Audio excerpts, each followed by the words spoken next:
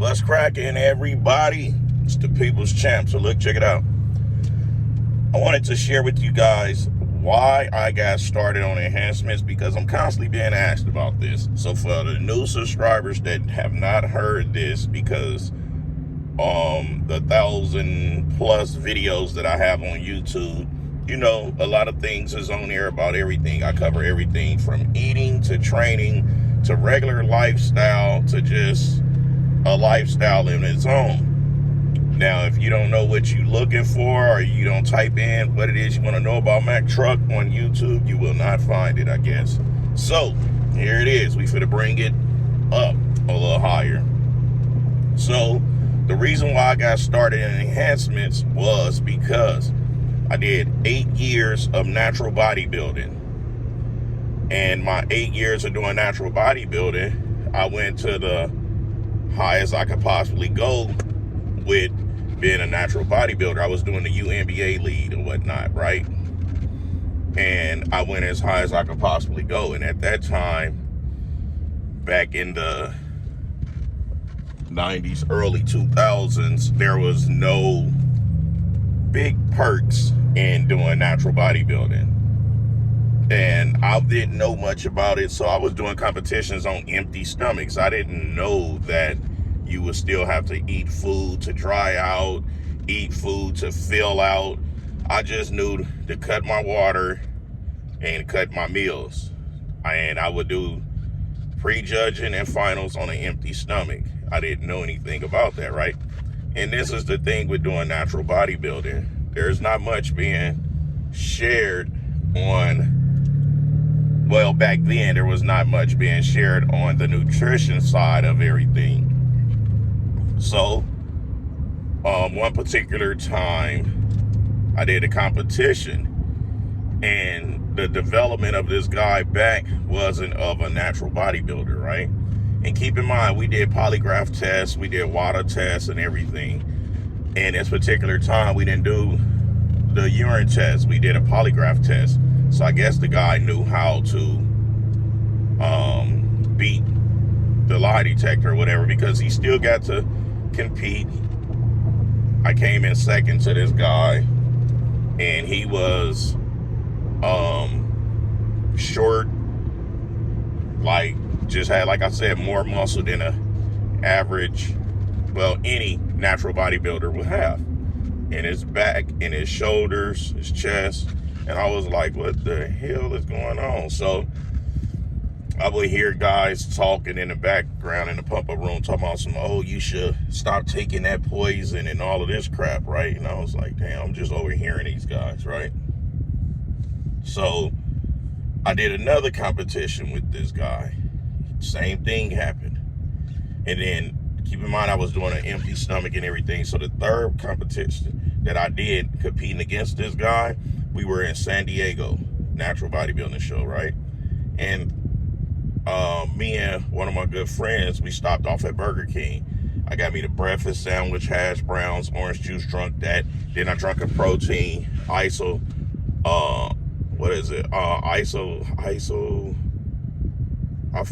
ISO Pure, the pre-mixed one that tastes like juice. Drunk that protein, and my body was looking phenomenal, right? So I won that show.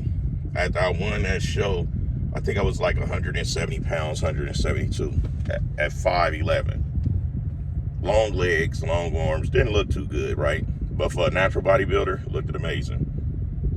So I tell myself, either keep doing this, go to the championships and everything, don't really win nothing but trophies, no money, nothing like this, or just retire from it. So I chose to retire from it. So as I'm done retiring from natural bodybuilding, my brother, one of my older brothers, said he was trying to convince me to jump on some form of enhancements, because he jumped on way early before I got on it. He got on when he was in his, I think we were in our 20s or something like that. And I was like, nah, I don't need it. I'm already strong.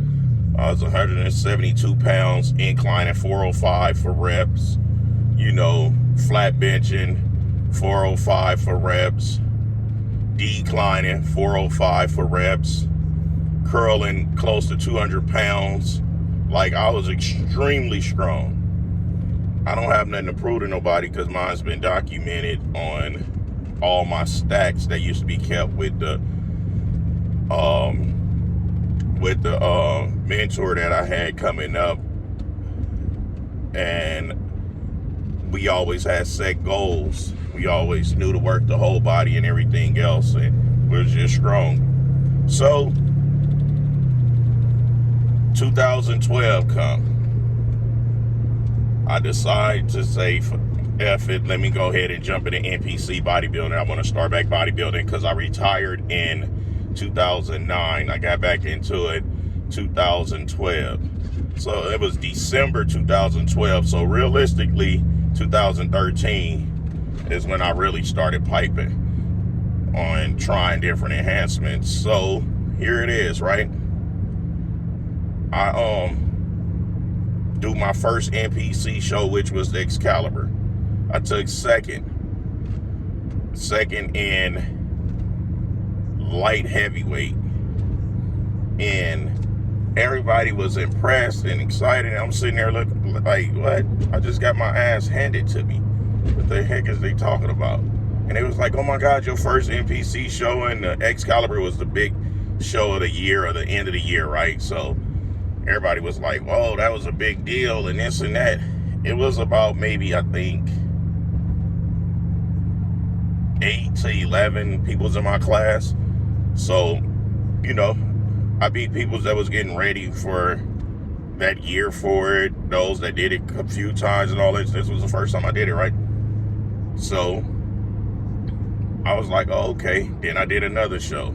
Second, did another show. First, did another show. Third, did another show. Fourth, did another show. First, you know, and I was placing top 5, top 2, top 3 all the time, right? But still not knowing the educational part about the enhancements. So the only reason why I jumped on the enhancements because I got tired of losing to those that was on enhancements doing NPC bodybuilding. So I was like, in order for me to do this and do this at a competitive level, I have to get on the enhancements. I didn't get on the enhancements because I was getting bullied. I didn't get on the enhancements because I wanted to be bigger. I didn't get on the enhancements because I just wanted to feel like I was invisible. I got on the enhancements because I got tired of getting my ass kicked by people that had the edge over me. And I know some of you gonna be like, yeah, that's because you wanted to be bigger. No, it didn't have nothing to do with being bigger. It had something to do with having a gun at a gunfight, not going to the gunfight with a pair of boxing gloves. You see what I'm saying?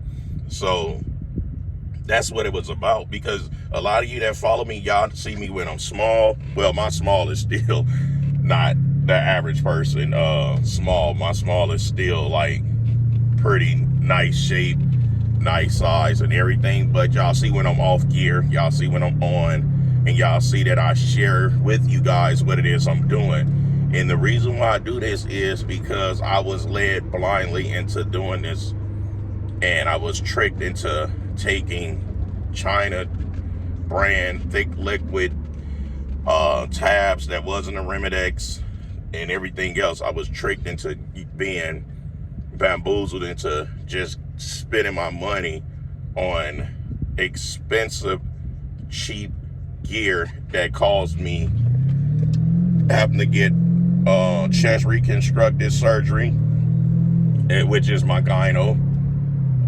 Luckily, it wasn't embedded in my tissue. It just floated on the peg, so that's why it was easy for them to remove it and take the core stem of it out to where I ain't have to worry about them leaving a little bit behind to where my nipple collapse, or, you know, to keep my nipple from collapsing and all of this.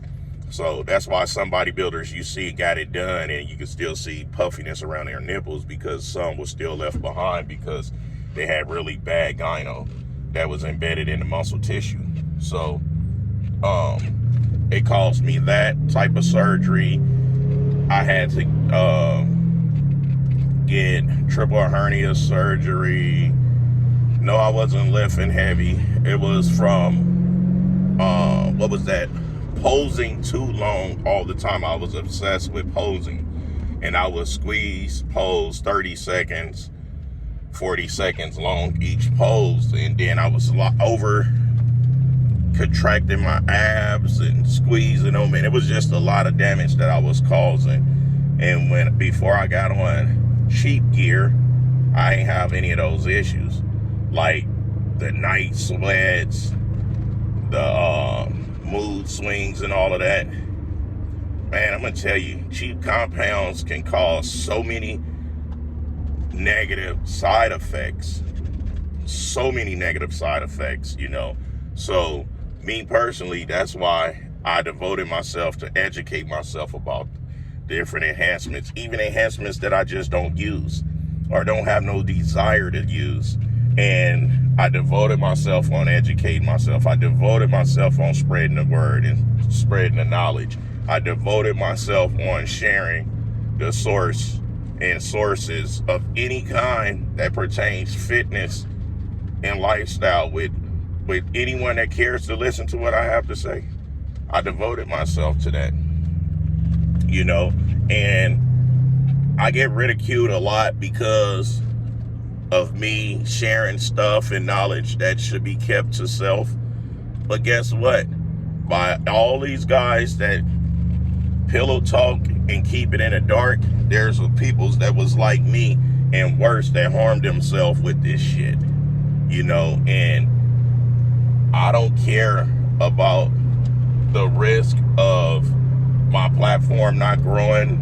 I don't care about the risk of losing followers or anything like that, because those that stick around and care to want the knowledge are the ones I'm sharing it with. Because the average supporters I have are natural.